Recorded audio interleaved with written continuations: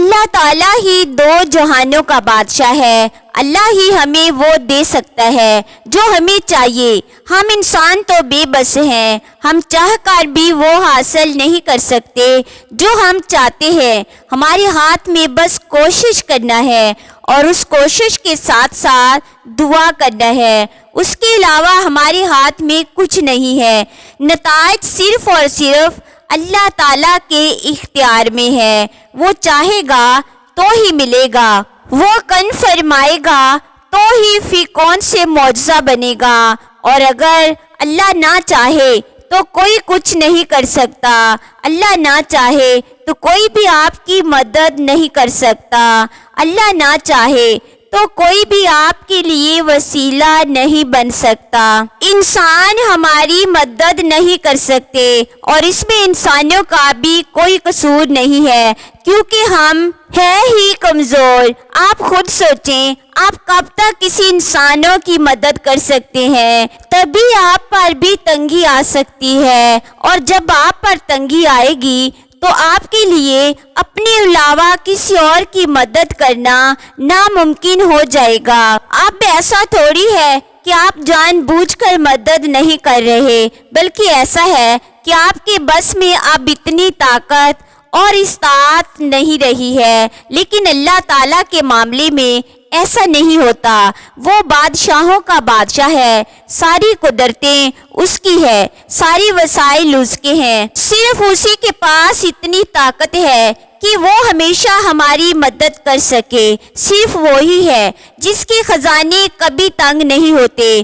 تو پھر آپ اللہ تعالیٰ سے کیوں نہیں مانگتے؟ وہ ہمارا مالک ہے، اسے ہماری ہم سے زیادہ فکر ہے۔ اسے پتہ ہے کہ ہمیں ہماری کس دعا نے اتنی تکلیف میں مبتلا کیا ہوا ہے۔ اسے علم ہے کہ ہم کس چیز کے لیے اتنا ترس رہے ہیں۔ اسے خبر ہے کہ دل کن رنجشوں کے عالم سے گزر رہا ہے۔ یقین کریں، اسے سب پتہ ہے، اور اگر یہ سب پتہ ہونے کے باوجود بھی وہ ہماری کہانی کا ایک حصہ ادھورا رکھے ہوئے ہیں، تو اس میں بھی ہماری ہی کوئی بہتری ہے۔ ہاں، وہ ہمیں سب کچھ بہتر بنا کر بھی دے سکتا ہے، لیکن یہ دنیا ہے، یہ ہماری آزمائش ہے۔ یہاں سب کچھ نہیں ہمیں ملے گا، یہاں تھوڑا ملے گا اور بہت سے بہت آزمائش کی جائے گی، کیونکہ یہ دنیا ہمارا اجر نہیں ہے۔ یہاں ہمیں بس اپنے مالک کی بندگی